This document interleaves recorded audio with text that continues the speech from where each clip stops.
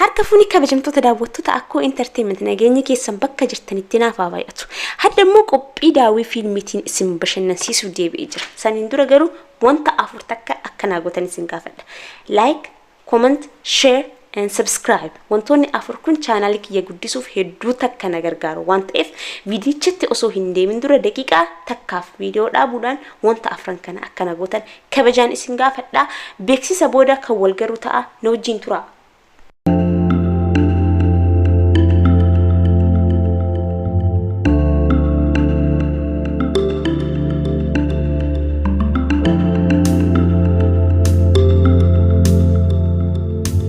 daawwii fiilmii kiyyaa hardhaatiin isin biraan ga'uuf kan filadhe fiilmii bara 2008 keessa bahe The Stoning of Saraya jedhu yommuu ta'u asirratti garuu wanti naaf beektan tokko fiilmiin kun guutumaan guututti seenaa dhugaa irratti kan hundaa'e ta'uu isaati. Gama fiilmichaatti isin dabarsaa wajjin ilaallu.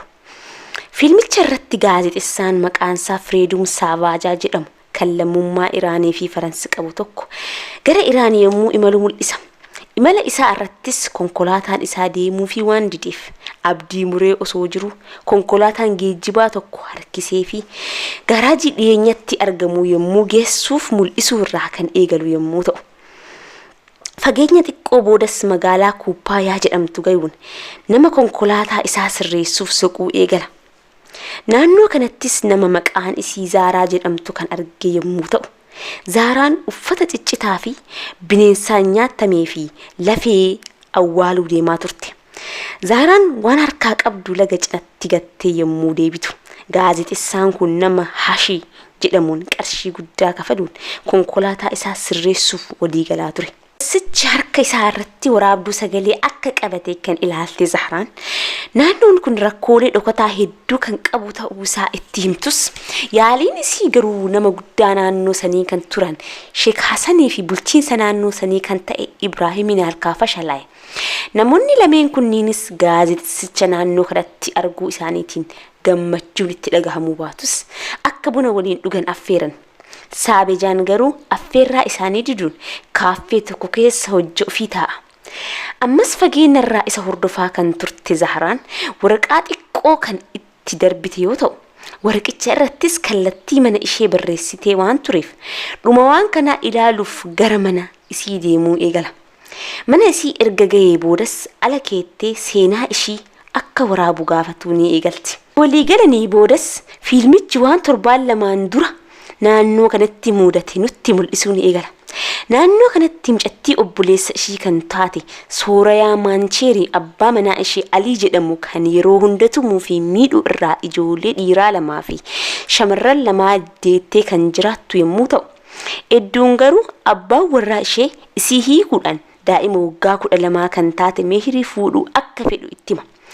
Soorayaan miidhaa abbaan manaa ishee irraan gayu hagam akka ta'e haa beektu malee ijoollee fi hojii guddisuu akka hin dandeenye waan amanteef yaada isaatiin mormuu eegalti. Dubbiin kun isiirraan akka ta'e hin taane kan galeef Aliin nama guddaa naannoo sanii kan ta'e Sheek Hasan bira deemuun dubbii tana akka ilaalaniif itti hima. Dura irratti yaada isaatiin mormanis yoo kana hin goone waan kanaan dura hojjetaa turan akka ummatatti himu. Itti himee waan sodaachiseef Sheek Hasan gara Soorayaa deemuun akka niitumaatti itti gaafatamummaa kee waan hin bahiniif yaada Aliin siin jedhe fudhachuu qabda. Ijoollee dhiiraa Alii faana yoo deemtu tashamarranii ati ni guddifta. Da'u kan jettuuf immoo Aliin niitii biraa fuudhus sillee dhoksaadhaan dhufee silaala yommuu jedhuun dhokattee haasaa isaanii caqasaa kan turte Zahraan dallansuudhaan kan manaa baafte yommuu ta'u. Boodas gara Soorayaa deebi'uudhaan haala Alii waliin itti jiran yommuu gaafattu qaama isii isa Aliin tumee dirmimmaa'etti mul'ifte. Galgala irrattis irbaata nyaataa osoo jiran Aliin dhufe. Gaafii kiyya diduudhaan uummata afuutti na salphifte jedhaa ijoollee dhiiraatiinis isa faana osoo deemanii jireenya bareedaa akkam jiraachuu akka danda'an itti himaa haadhatti kakaasuu eegala. Haasaa isaa adda kuttee Aliin nama badaa ta'uu isaatii fi maatii isaatiifis kan hin tolle ta'uu imimmaaniin dubbachaa yommuu eegaltu mucaan isii kan hangafaa haasaa isii adda kutuudhaan ilmoo dhiiraatti deebisuun hin danda'amu afaan kan kee qabi yemmuu jedhuun aarii isii ka itti hammaate Soorayaan meeshaa irratti nyaataa turan garagalchuudhaan caccabsiti. Haala isiitiin rifachuu mannaa dallansuudhaan dhayuudhaan meeshaa isaatiif akka kafaltu itti hima. Yeroo kana akkuma baratame qaaqni ka'e. Wanta irraa kan hifatte Soorayaan aariidhaan ijoollee ishii lamaan qabattee manaa bayuu eegalti. Isa dursitee manaa bayuun ishee kan tuffii itti fakkaate adiin tumuudhaan dhaabsisuuf yaalus hin dandeenye. Soorayaan halkaniin ijoollee ofii fudhattee gara mana Zahraa deemuun waan ta'e itti himuu eegalti. Waan dhageetteen kan rifatte Zahraan waan dhageette bulchiinsa magaalaa kan ta'e Ibraahimitti himuuf baati. Edduun garuu namni maqaan isaa Haashim jedhamu haati warraa isaa akka dhukkubsattu itti hima. Dadhabde Zahraan waan bayaa jirtuuf Edduun dhiiftee haadha warraa Haashim qarqaaruuf deemuu eegalti. Deemsa ishii irrattis Alii shamara biroo wajjiin agartus yeroof bira taruun gara mana intala dhukkubee imaluu eegalti. Haa ta'u malee yemmuu mana gayan haati manaa Haashim lubbuun hin turre. Halkan san achuma bultee awwaalchaaf qopheessuu eegalti. Daa'ima Haashim kan haati irraa duute namni guddisu waan hin jirreef akka guddistuuf Sheek Hasanii fi bulchaan naannoo sanii irraa gaafiin kan dhiyaateef Soorayaan kana gochuu kan dandeessu qarshiin kan kafalamuuf yoo ta'ee fi isaan lamaan gidduu walitti dhufeenyi biroo kan hin jirre yoo ta'e qofa akka ta'e itti himti. Isaanis yaada isii kanaan walii galan. Soorayaan mana Haashim keessa dalaguu eegalti. Dalagaa isiitiinis galii bareeda akka argattuu fi akka seera biyya saniititti isa hiikuuf qarshii barbaachisu funaanuu akka eegalte kan dhagaye Aliin jireenyi Soorayaa haala salphaa kanaan qajeeluun hedduu kan isa dallanse. Nama dhiyeenya niitii isaa jalaa duute wajjiin narratti sagaagante jechuun dharaan Sheek Hasan biratti himannoo kan bane yommuu ta'u, Sheek Hasan Soorayaa waan akkanaa akka hin goone beekanis shiiraan isaan kanaan dura dalagaa turan akka hin baaneef sodaatanii waliigaluudhaan gara bulchiinsa magaalaa deemuu eegalan. Waan ta'aa jiru kan dhageette Zahraan Soorayaadhaan akka of eegdu itti himtus Soorayaan garuu iddoo hin kenniniif ture. Dubbii kana gara bulchiinsaa geessuun yeroo baay'ee itti himanis ragaa qabatamaa malee ijjennoo akka hin fudhanne waan itti himeef gara Haashim deemuun Soorayaa irratti dharaan akka ragaa bayu yookiin ammoo isa gara mana hidhaa akka qajeelchanii fi ilmoo isaa ammoo gara mana yaalaa sammuu akka geessan itti himan. Sun itti ulfaatus lubbuu isaatii fi ilmoo isaatiif jecha bulchaa magaalaa bira deemuun Soorayaan akka isa waliin ciifte ragaa baya. Jiraattonni magaalattii hunda biratti Soorayaan akka abbaa manaa isii irratti sagaagante himamuu eegala. Dubbiin isii kan gurra geette abbaan ishii Maartirizaanis tun intala tiyyaa miti jechuun itti murteessa. Yeroo kana bulchaa biyyattii kan ta'an Ibraahim murteen kun dogongora akka hin taane du'aa eega godhanii booda abbaa isii wajjiin akka seera biyyattiitti dhagaadhaan tumamtee akka ajjeefamtu itti murteessu. Yeroo kana ijoolleen xixiqqoon osoo hin hafne yemmuu dhagaa guuruu olii gad deeman Soorayaan garuu du'aaf qopheessaa turte. Mucaan isii xiqqaan bira dhufee ilaaluunis ka guddaa garuu akka isii jibbu itti mee obboleessa ofii fudhatee biraa deema. Soorayaanis ijoollee isii akka guddistuuf Zahraatti dhaamattee booda adii uffachuun gara iddoo adabbii deemuu eega. Jiraattonni magaalattii hundi wal gayanii Soorayaa kan eegan yommuu ta'u, dursa irraa eegaltee ajjeefamuu Soorayaa kan mormaa turte Zahraan yommuu Soorayaa hidhaa gad awwaalamtee tumamuudhaaf qophooftu agartu bakka isii akka ajjeesaniif kadhattus kan dhagayuun garuu hin turre.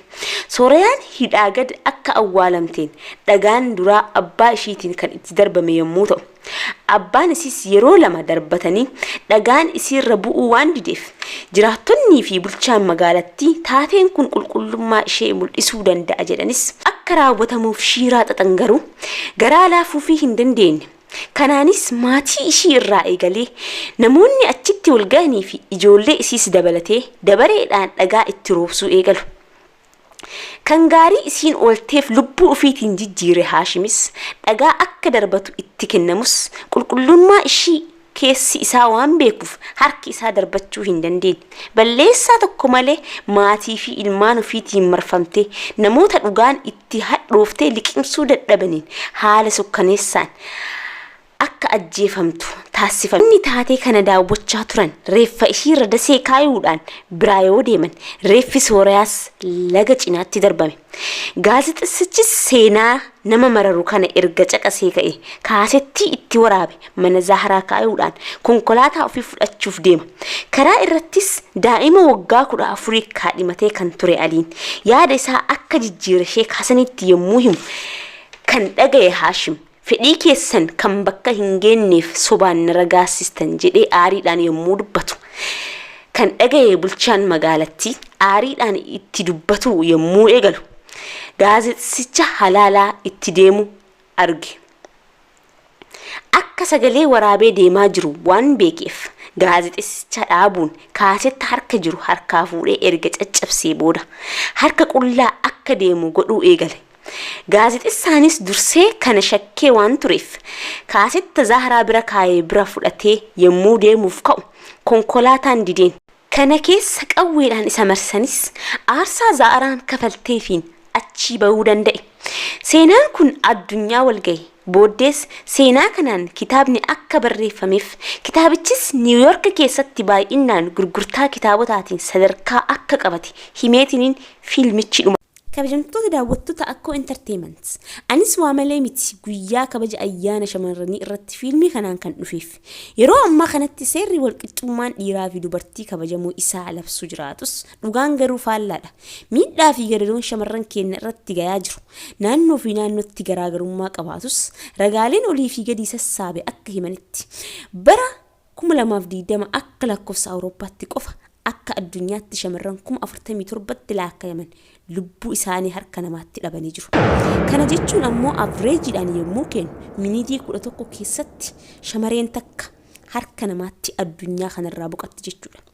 Rakkoo hagana gayuu baadhannee seenaa mana keenyaa dhoffannee miidiyaa irratti bayuudhaan happy women's day jechuu osoo hin taane miidhaa shamarran irra gayuu dhaabsisuun manaa fi naannoo keenyarraa haa eegallu. Guyyaa shamarranii osoo hin taane shamarran haa kabajnu.